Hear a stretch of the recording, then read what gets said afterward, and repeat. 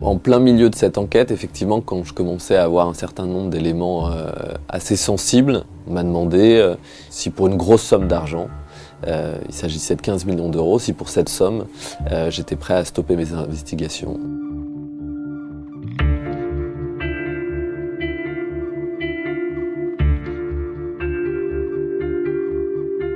Une des phrases qui a longtemps résonné dans ma tête et qui m'a poussé à aller plus loin, c'est effectivement quand un directeur d'un des établissements du groupe qui en pouvait plus, quoi, qui vraiment, lui il était encore dans le groupe quand il m'a parlé, qui me disait j'ai pas l'impression de m'occuper d'êtres humains, mais j'ai l'impression qu'on traite ces gens comme des produits de consommation et qu'effectivement on essaye de tirer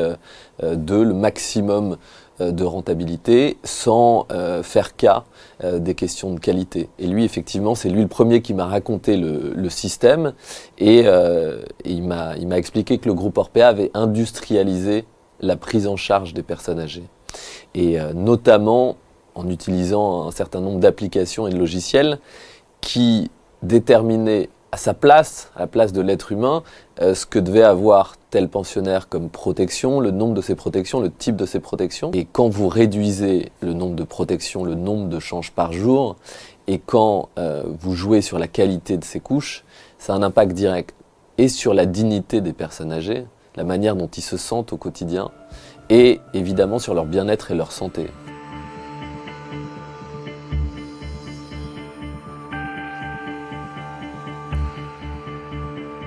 Depuis l'apparition des Bonnes Feuilles dans le Monde lundi, je reçois un nombre incalculable de mails et de messages de familles et de salariés qui veulent ou confirmer ce qu'il y a dans le livre ou apporter de nouveaux éléments sur des dérives que je n'ai pas évoquées dans le livre. On me rapporte un certain nombre d'éléments sur d'autres dérives possibles du groupe, notamment au niveau des pratiques boursières. J'ai pas enquêté sur ces éléments, mais je sais qu'il y a d'autres salariés à d'autres services de l'entreprise Orpea qui veulent témoigner, qui veulent livrer de nouveaux éléments. Je me rends compte que c'est un système qui a touché des milliers, voire des dizaines de milliers de personnes à travers la France et encore plus à travers le monde. On ne sait pas contrôler ces gestionnaires privés, on ne sait pas le faire. Moi j'ai des gens de l'intérieur qui parlent à visage découvert, qui me disent à quel point c'était facile de selon leurs mots, les inspecteurs, parce qu'ils étaient prévenus à l'avance, parce qu'ils avaient les moyens de prendre toutes les mesures de correction avant que les inspecteurs arrivent. D'après même des députés que j'ai rencontrés, aujourd'hui, il n'y a pas d'indicateur de qualité en France précis pour pouvoir définir si des établissements fonctionnent correctement ou pas. Clairement, les dérives qu'on m'a rapportées pendant cette enquête sur cette entreprise, elles apportent des questions sur le fonctionnement de ce leader mondial des EHPAD, mais plus généralement sur la manière dont on traite nos aînés, dont nos sociétés traitent les aînés. Et effectivement, il y a un débat d'ailleurs qui est en train de se lancer sur la manière dont on doit prendre en charge nos aînés et est-ce que les groupes privés sont les plus à même de gérer cette prise en charge. C'est très bien que justement la classe politique s'en saisisse et commence à débattre sérieusement de ce sujet. Les révélations qui ont été faites dans ce livre sont absolument révoltantes, que vous avez le ventre noué en lisant des choses pareilles,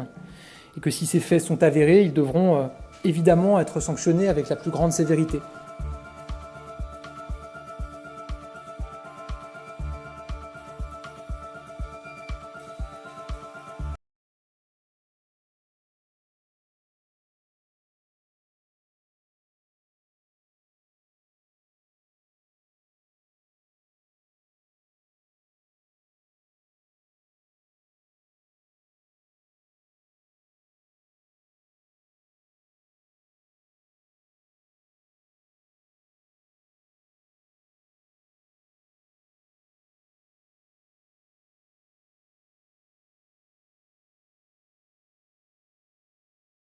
السلام عليكم. لا تنسوا الاعجاب بالفيديو والاشتراك في القناة تشجيعا لنا لنستمر بنشر المزيد إن شاء الله.